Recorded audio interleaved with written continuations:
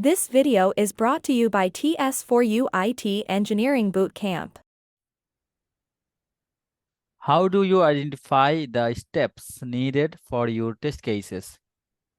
So it is good question. It depends on the user story. I'm giving an example. So I am actually adding a product into the cart that I want to send to a different address. So this is the user story.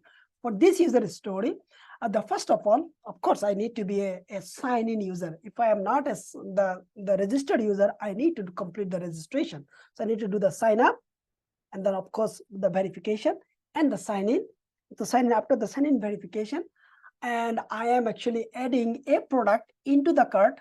After the product is adding, when I will be exit the buying process, then I can add a new address. At the same time, I can go to the profile, I can add the new address.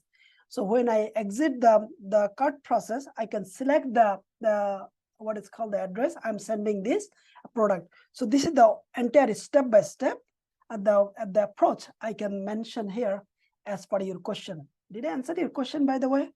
Can you repeat your question again?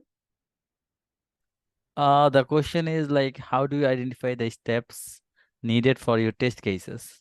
Yes, so I think I answered. So I not only the steps, I needed to identify the prerequisite, I needed to identify the dependency, and then actually after both are correct, then I will follow the step by step to buy a product, add to the cart, and sending to a different address than my regular address.